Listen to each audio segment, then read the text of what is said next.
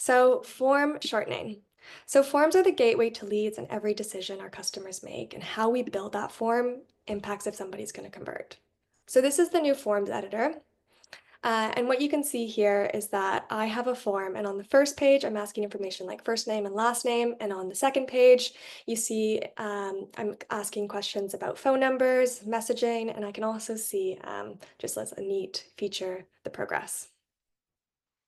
You can access form shortening enrichment through either the settings or the optimized tab.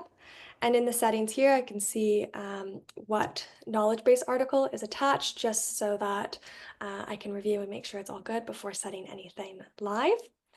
In our settings, in order to enable it, you'll want to go to your global enrichment settings that Poppy was just showing and make sure that your contacts are turned on. Over to tools, you would then want to make sure that it's set on for forms.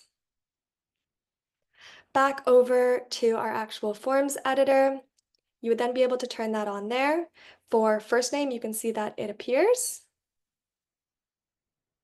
I'm just looking at some of the features of this form editor. So yeah, on that first name, you can see that the form shortening enrichment appears. So we can enrich that first name and perhaps avoid asking for it. But if we jump over to the phone number, we cannot actually enrich that data. And so that just ties back into all of the enrichment settings. And so it's not just form shortening, it's any other property that you want to enrich, or sorry, any other like phone number through data enrichment that you want to use. So form shortening, it lets you dynamically shorten forms, as we saw. So again, if we're asking too much information, it might prevent that lead from actually converting. Whereas contrarily, if we didn't ask enough information, perhaps it might result in our sales team denying any potential leads.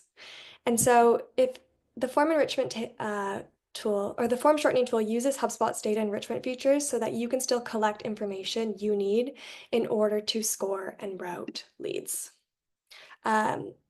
It does use an enrichment credit every time it's used, so it's important to be aware that it can quickly consume your credits. From what we've seen, companies that have gained the most value from form shortening typically do so for that improved data accuracy piece. And the only other limitation is that it is only available in the new forms editor. So if you're looking to add it to any existing forms, just make sure that you convert them to the new feature. And if you haven't already opted into that forms editor, you can do so inside your HubSpot portal. It is in public beta.